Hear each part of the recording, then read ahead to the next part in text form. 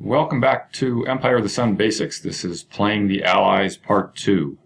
Let's talk now a little bit more about the mid-war, and let's actually bring up a mid-war map situation. What I actually want to do is show you a couple of turn 4 situations. One, this one here, is probably about the most aggressive case in the sense that the Japanese player, if you look, the Japanese player actually managed to not only take the DEI, Philippines, and Malaya, also the Solomons. Obviously, we normally would expect that. But in this case, the Japanese took all of New Guinea, so Port Moresby and Gili Gili as well. That puts the Allies in the situation of needing to land on the coast of New Guinea and then march overland to Port Moresby. That gets a little complicated because when you start looking at supply, for example, there's a Japanese ZOI here, so that Allied units on the coast adjacent to Port Moresby right now wouldn't be able to trace out sea supply, so the Allies would need to get an air unit a little closer to provide a ZOI there, and it's definitely makes things a little bit more work for the Allies to get a toehold back on New Guinea. You won't normally see this situation in a typical game, but again, just to give you an idea of the extreme range, with the right cards, the Japanese certainly can accomplish this in New Guinea. But there's always a bit of a cost, and one of the things you'll notice is up here in Burma that the Japanese really haven't gotten going in Burma. And so the Allies are still holding Burma, and this is, one of numerous possible defensive positions in Burma. Here there's 2 corps in Rangoon, and there's other forces that have fallen back to create a second line of defense up here, including the Chinese. So that's one situation in turn 4. Let's take a quick look at another one. And in this game here, it's really the reverse. The Japanese were off to a poor start in the sense of very few activations and battle hexes on turns 2 and 3 with the cards they drew. So their expansion was way behind the original schedule, and you can see that here in, while they did manage to take the Solomons, the Allies actually held on to Bougainville, and really the Japanese only managed to take the western tip of New Guinea and extend a little bit here at Hollandia, but the Allies have held on to all the rest of New Guinea here. Over here, similar situation, the Japanese haven't really gotten started in Burma, and you can see this is a somewhat different Burma defensive position. There's no one right way to defend Burma. In this particular position, there's 2 corps here in Rangoon still, but you can see that the defensive line is deployed a little bit differently over. So this is showing you sort of the other extreme of where things might be at the beginning of turn 4 as we start into the mid-game, with the Allies much further forward here than they were in the other position. And I think what I'm going to do now is just pull up the 1943 scenario start. That's actually turn 5, but it shows you probably a little bit more of a right in the middle kind of a positional situation. Okay, this is actually turn 5, as I said. It's the 1943 scenario start, but it's a fairly sort of middle position. At this point, it's not uncommon for the Allies to either have taken Guadalcanal or Bougainville. The Allies would normally, have this tip of New Guinea. It's fairly common, but the Japanese are also likely to be holding a good chunk of the rest of New Guinea. So we'll call this the sort of middle position for the start of the mid-war. And let's keep this one up as we talk a little bit more about the mid-war and strategy. So for most folks who are struggling as the Allies, in particular, if you're losing the game to an automatic victory, you're losing because the political will track has dropped to 0 at some point. So one of the things to keep in mind is there are 2 cards in the Japanese deck which are worth 3 political will points. One of them is Tokyo Rose, and the other one is Tojo Resigns. Tojo Resigns is worth 2, and so as the Allies, if you ever get to +2, you're at risk of losing the game outright if the Japanese happen to have Tojo Resigns and play it. And that basically reflects a negotiated settlement. Tojo resigns, the sort of dovish political forces prevail, and there's a negotiated peace. And from a military perspective in the game, as the Allies, you've lost.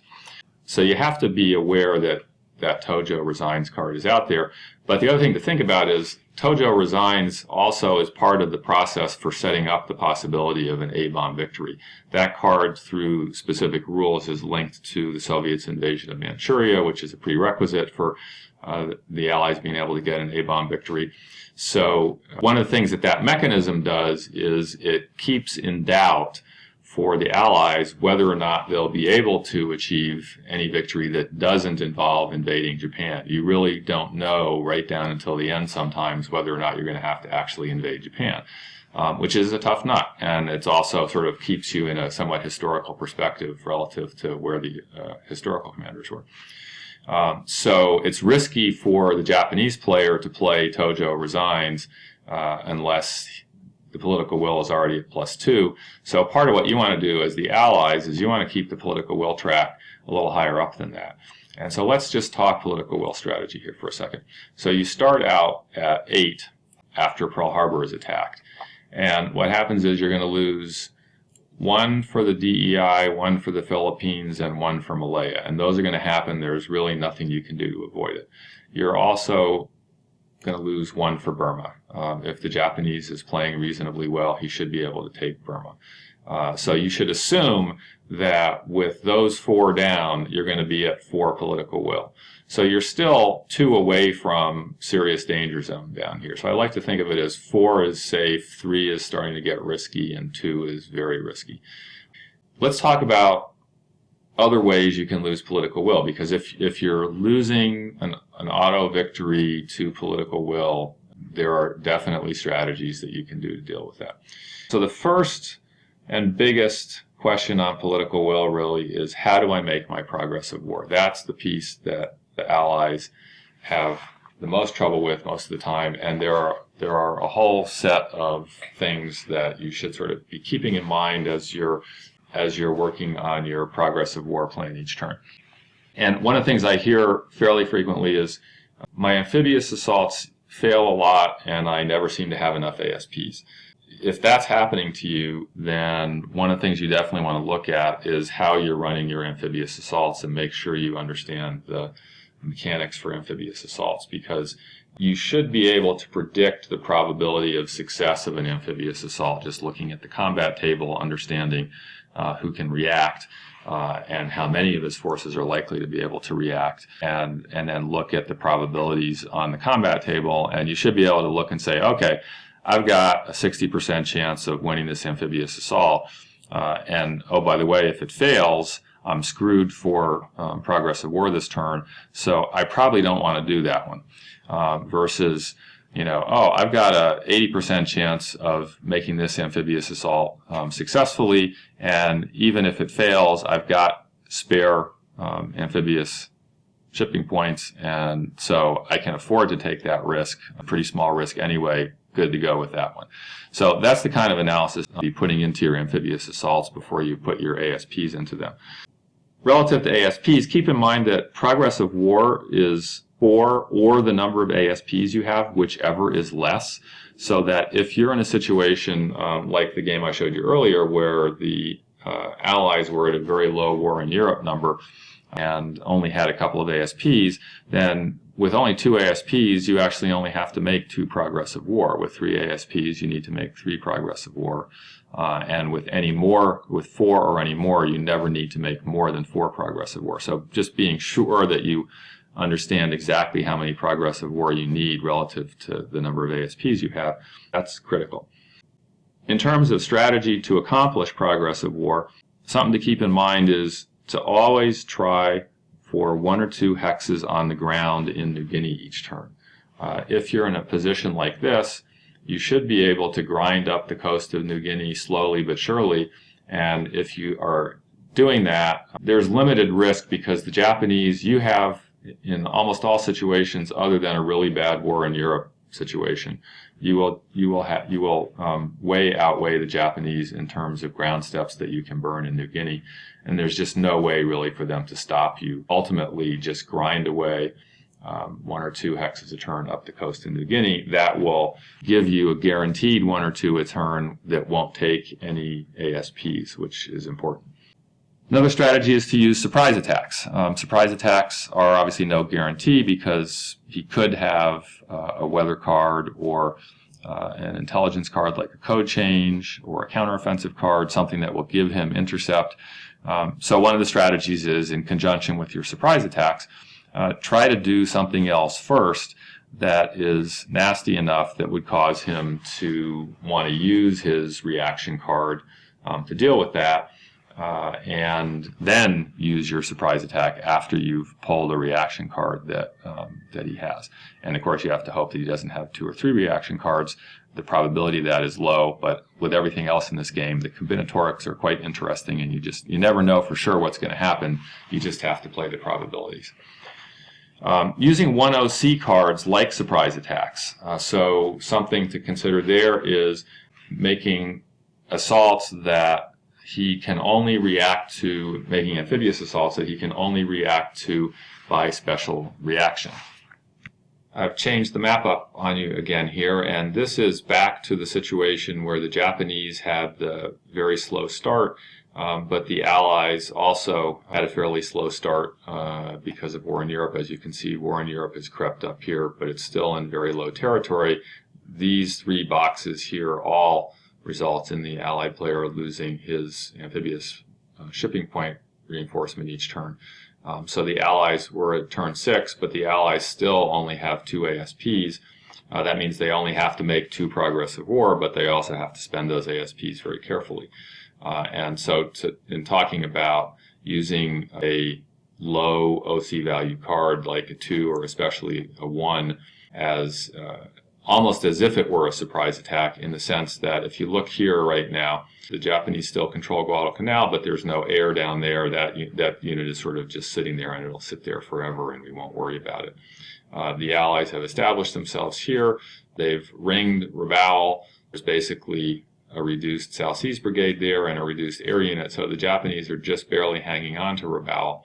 But at this point, to take any of these hexes here, none of these will generate a required battle hex, but all of them could, as a result of being within the ZOI of that unit, all of them could generate a special reaction. But if you use a 1OC or a 2OC, then the Japanese player will first have to make a die roll of 0 or 1 or maybe 0, 1, 2 just to declare a battle hex, and then on top of that he'll still have to be able to react. So it can often be relatively safe if you don't use a big EC card, but rather a small OC value card to take it. It can often be safe to take a hex like this that is not defended, that is just inside the ZOI of a defender. Another strategy here, as you think about places like the Solomons and the Marshalls, those are, as well as the other national entities, but these are 2 that kind of come earlier because you typically take them before you get over there. As you're worrying in turns 4, 5, 6 mid-game about how you're going to make progress of war, you can get mass conversions by converting these areas. So, for example, once the Allies take Kwajalein and Eniwetok, at the end of that turn, in the national status segment, any other bases in the Marshalls that haven't already been converted will be converted. And the same thing applies in the Solomons. The Solomons return to Allied control once Guadalcanal and Rabaul are taken, and in the national status segment of the turn in which that happens, anything remaining will convert. And that can be a convenient way to convert several hexes that you didn't actually have to fight for. So think about mass conversions of the Solomons, of the Marshalls, of the Philippines, of the Dutch East Indies. Use mass conversions to your advantage. But by the same token, there may be times when you actually don't want to use a mass conversion. So, for example, in a case like this, do the Allies want to take the Solomons and convert them all in one turn, or would they rather just take them to hexes a turn slowly, gradually to basically milk them for progress of war as much as possible. It will totally depend on the strategic situation in the game, the forces that you've got, the cards that you've got. So don't always go for a mass conversion just because it's available to you. Think about whether it makes sense to take Raval and Guadalcanal quickly or to actually leave them for last and and literally take the Solomons 2 hexes at a time. Something else to think about is to take anything free that he gives you. And by free, I mean something that you can grab without generating even the possibility of a special reaction. Now, if you look here, the Japanese player really hasn't given anything at the moment. Everything is basically covered by a ZOI. You'll notice that Amboina over here was taken previously, and that was actually a freebie. That was one that the Japanese player just couldn't cover at that point, and so the Allied player used the opportunity to grab it for progress of war. If the Japanese had previously taken either Nauru or Tarawa, those would be freebies. In this particular game, the Japanese wasn't able to take them, so obviously the Allies can't retake them.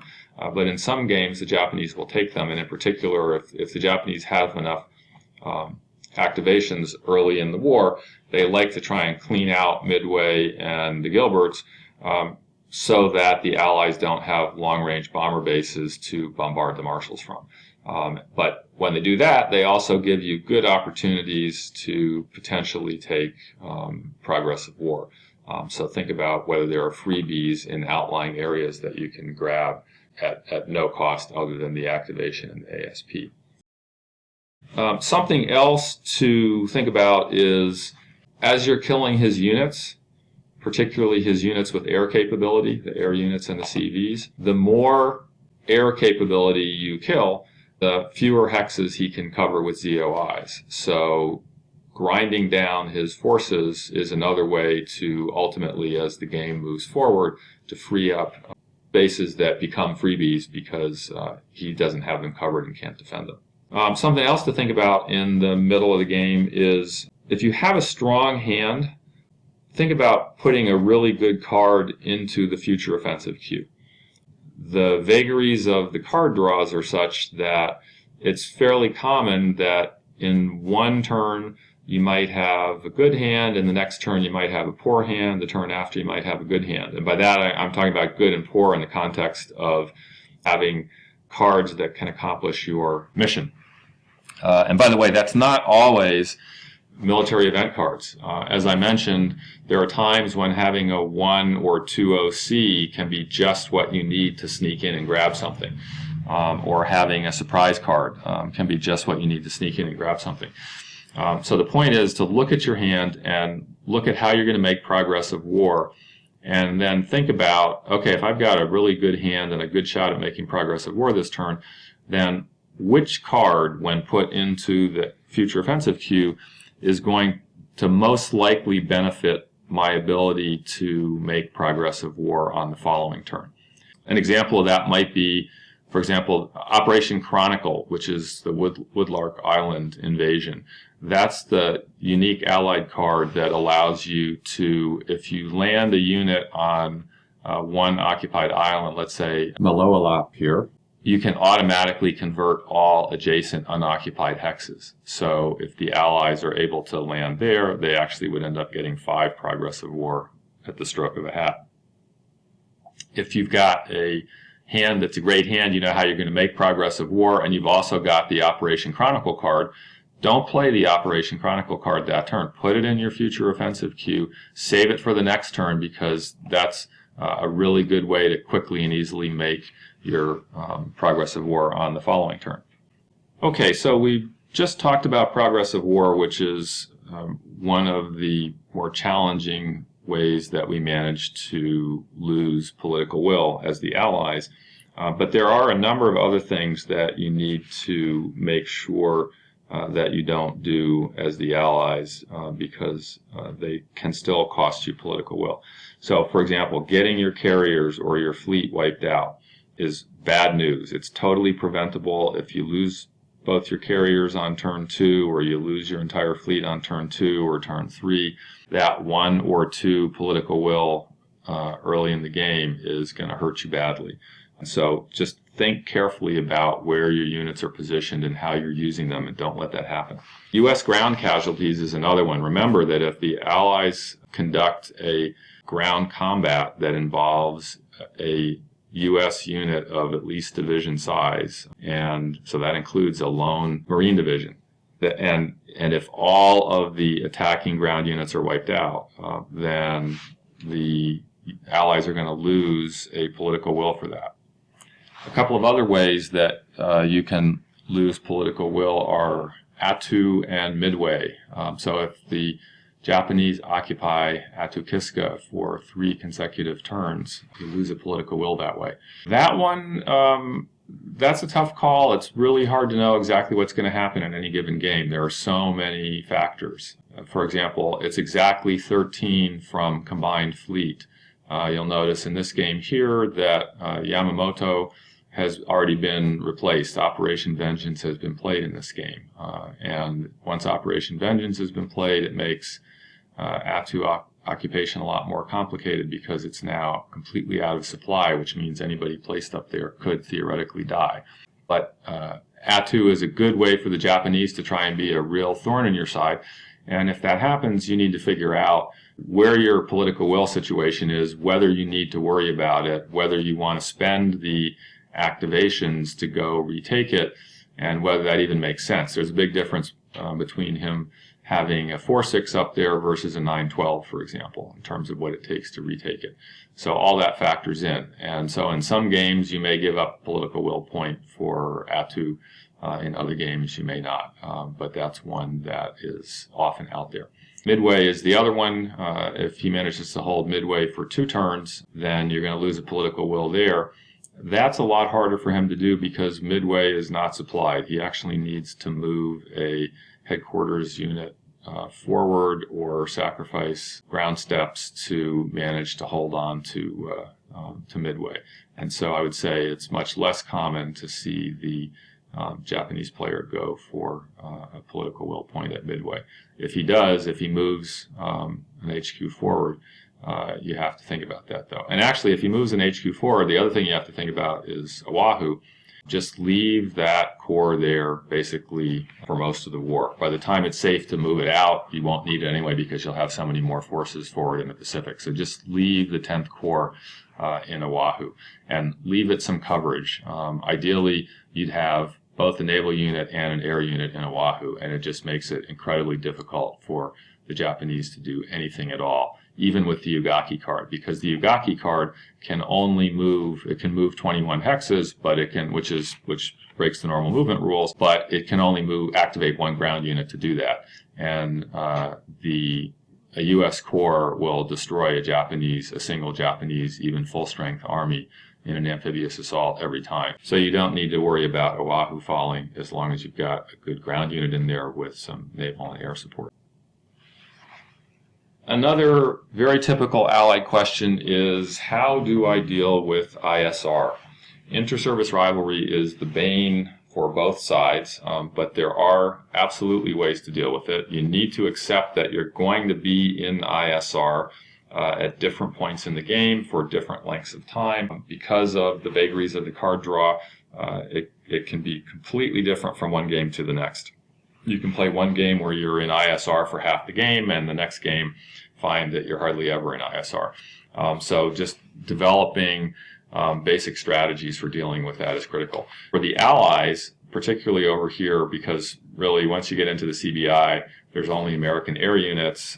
They're activated by SEAC, so ISR doesn't come into play. But in the Pacific and in the Solomons, New Guinea subtheater in the Pacific in particular, ISR can be a real pain because you've got a mix of naval and ground forces here. And one of the things that the long-range bombers are great for is pinning Japanese forces, for example, at Truk or at more distant bases if you don't want them to react to something that you're doing. So if you've got a nice invasion planned and you can use your LRBs to pin, that's a great use of the LRBs. If you're in ISR, you can't do that, and so that has to change your planning a little bit. Another thing to think about relative to ISR, ANZAC is your friend, especially in the mid-game. By the time you get to later in the game, you'll be activating ANZAC less and less, but in the mid-game, ANZAC is going to be your go-to HQ a lot of the time, because you will find that what you can do is, with ANZAC, you can activate Australian ground units along with, and potentially even Australian ground air, along with U.S. naval units, Marine air wings, Marines. So you can, with ANZAC, you can get a nice mix that you might not otherwise be able to get under ISR. So think about how you use ANZAC as one of your solutions to ISR. You also want to pay attention to whether you're the only person in ISR or the other guy is too. So if we look, for example, at this game, you'll notice that both the players are in ISR, and when the Japanese player is in ISR, what that means is he can't use a reaction force like this. So if you recall, in reaction, you're allowed to spend one amphibious shipping point to conduct an amphibious assault. Now, what that means is that you could react using a 912, but not a full-strength army. And so half-strength armies, that is reduced-strength armies, are the Japanese player's friend from a reaction perspective. And this type of reaction group that's got a CVL and a 912 is ideal because it provides both naval and air escort for the reacting ground unit. The only problem is when the Japanese player is under ISR, he can't activate both the ground unit and the naval unit at the same time, so he can't use that in reaction. So if you're the Allies, you have your own constraints, but the Japanese also has his to deal with. So as you're planning your operations, keep in mind whether you can take advantage of the fact that the Japanese is under ISR and won't be able to react with units like that.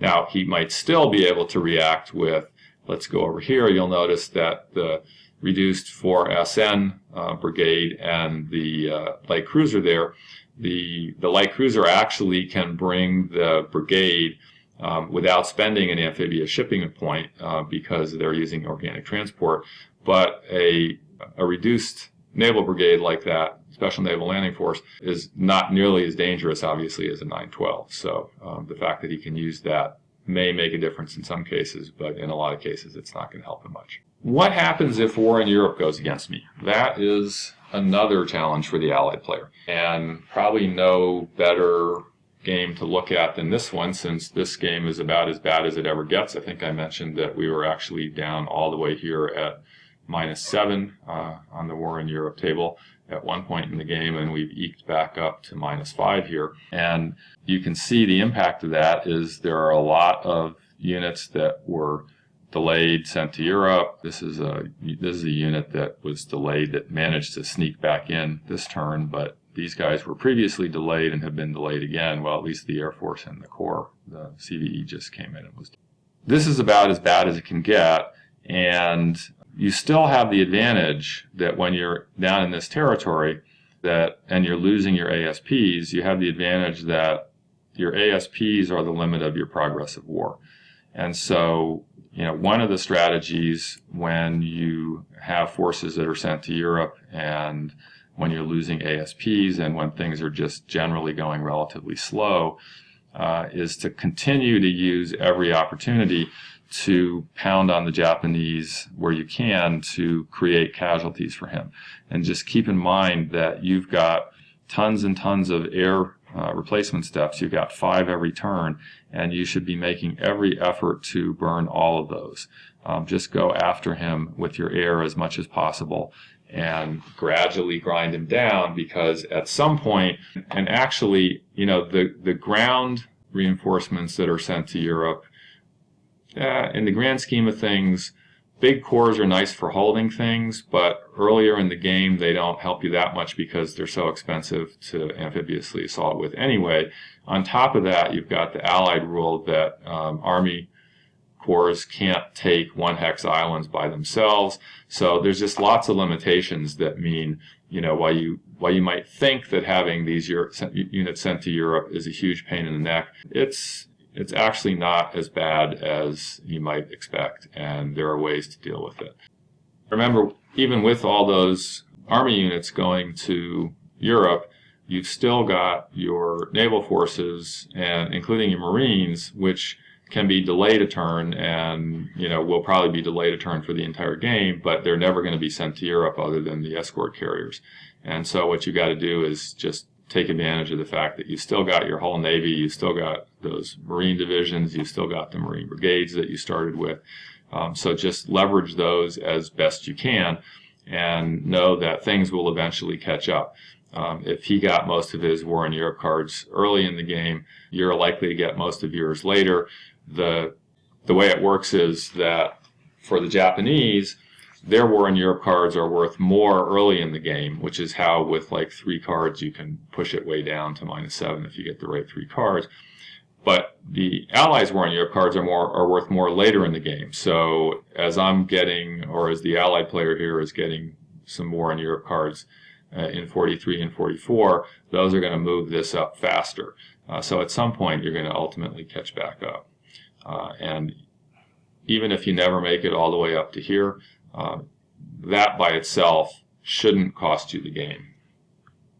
Let's talk about one more thing that you want to be careful of, and that is not completely ignoring China.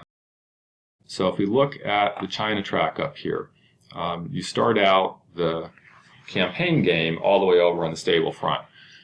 One of the things to remember is once this marker leaves the stable front, it can never move back. So as the Allies, if you have China offensive cards, the yellow political ECs that allow you to mount the China offensive, if you have those early in the game, you're just going to want to play those as operations cards, because if you're in the stable front as the Allies, a China offensive can't do anything for you. Even if you're in the unstable front, a China offensive can't do anything for you because you can never move back to stable front. It's only when you get over here to major breakthrough that you can actually move the marker back over 1 with the China event card. So as the Allied player, basically you have to sort of keep your eye on the track, and once it gets into the major breakthrough area, what you really want to be doing is everything you can, first of all, in terms of playing China cards when it can make a difference. So if I'm here and I have a China card, at some point in my turn, I'm probably going to play it as the event to try and move it back. If the track is over here and I've got a China event card, at some point I'm definitely going to want to play it to move it over here. You don't want to let the track get too far in this direction. So that's number one, is once you get into this territory, play your China event cards for China events as the Allies to make sure you don't lose too much ground. And the reason that you don't want to lose China is that once you're here and China's out of the war, in terms of political will, it's going to cost you 2 political will as the Allies, which is huge. And it's also going to cost you a card, which is huge. So you really don't want to let China collapse. In addition to playing the China event cards once the track starts to move over into this realm, the other thing you need to be thinking about is how to manage this track over here. So you'll notice that when the Burma Road is open, there's a -8 modifier on Japanese OC China offensives. That's great from your perspective, because a -8 modifier when you're up here in this territory is going to basically make it impossible for the Japanese to get a victory on an OC offensive. But at some point, the Burma Road is going to be closed. And once it's closed, worst case scenario, you're down here in the 0 modifier area. That's why you want to try and get the hump open with the play of the hump card.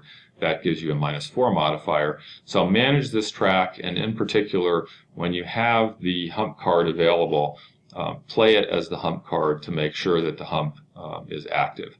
And then typically the one thing, once the humps become active, the one thing that'll make it inactive is if the Japanese manages to take all of North India, so there's no supplied airfield left in North India. At that point, the hump will be shut down and you'll be on the 0 modifier table.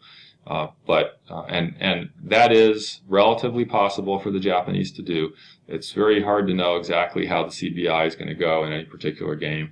I would say in this situation here, the Japanese got a late start because of their early cards.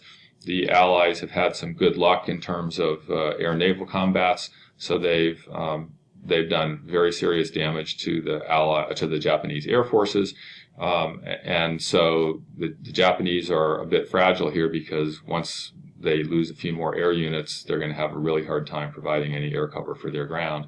And in general, that's the case in Burma. Once the Japanese start to run out of air, it becomes very hard for them to do much in Burma. But they've still got several full-strength armies over here, so they're quite capable at this point of pushing forward and taking Dhaka. And if they do that, that'll move this over here to the zero track, and that would then enable them to start having a reasonably good chance of making OC China offensives. We'll talk more about that in terms of Japanese strategy, but from the Ally perspective, the stuff you do to make China as difficult to take as possible for the Japanese, or as difficult to collapse as possible, is you manage this track and you get your hump in place as quickly as you can. Beyond that, it's more or less out of your control. There is one more thing actually that we should talk about relative to managing the China track, and that is the air units in China box. The Allies can have up to 2 of their air units in this box, and that has an effect both in terms of providing a die roll modifier on their OC, on the Japanese OC offensives, so you get an extra -1 modifier for each of up to 2 units in this box. And then the other thing is, if the Japanese make an OC offensive roll and fail it, actually what happens is this chart gets pushed 1 more over to the right for having failed. That's not normally the case on an OC offensive. So having air units in the China box actually makes it a lot riskier for the Japanese to try an OC offensive. Now, the key is that those units have to be in supply, which they are basically if either the Burma Road is open or the hump is active and there's still a supply-eligible airfield in North India. So as long as the Japanese haven't completely taken North India, the Allies can keep units in here which can impact that die roll. So that's something really important to think about. You don't often necessarily want to have 2 units in there, but at least 1 unit for both the modifier and for the ability to push this track back to the right on a failed offensive can be really important. So we talked about avoiding China collapse, which is worth 2 political will and the loss of a card for the Allies each turn.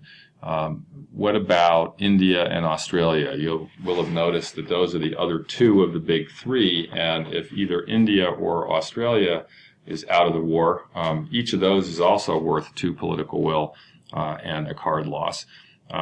Australia is a really tough nut. I would say that's one of those things where a really experienced Japanese player with the right cards has a chance to take Australia out of the war, but that's not a strategy I would focus on as you're learning the game, and it's not something as the Allies that you would normally need to worry about. It occurs extremely rarely. Getting India out of the war is, let's say, a little less rare than Australia, but much rarer than China. And to get India out of the war, basically the Japanese need to take all of North India and then hold it for 4 consecutive turns. So at the end of each turn in the national status segment, if North India, these 5 hexes, is held by the Japanese, at the end of each turn in the national status segment, the box will move 1 to the left. There are also a couple of event cards that can potentially move the box under certain circumstances, so it's possible to do it in less than 4 consecutive turns, but in general, causing Indian collapse is difficult to do because basically if the Allies are able to get any kind of offensive going up here at all, they'll push the Japanese back. And usually what will happen is you will have lost as the Allies some Commonwealth forces, which you'll be able to get back from a replacement perspective. The Japanese are hard-pressed for replacements in lots of places, and especially if you've been able to whittle down their air so that you can actually do some bombardment of their ground forces, it's not unusual for the Japanese to be able to hold North India for a couple of turns, but for the Allies to come back and push them out of Dhaka. So it's very tough to knock India out of the war, and not something that you see all that often. So of the big three, China is really the one to be most concerned about, and the one to keep your eye on, because if you don't pay any attention to China, it's not that hard for a good Japanese player to knock it out of the war, and that is a very expensive cost. We're running pretty long here, so let me say thanks for watching. I think we'll save the late war for a part 3. And I know also that particularly in the mid-war, but in the late war as well, a lot of Allied players struggle to sort out how to run more complex amphibious assaults. And so we'll also try to do a separate session just looking at some more complex amphibious assaults here.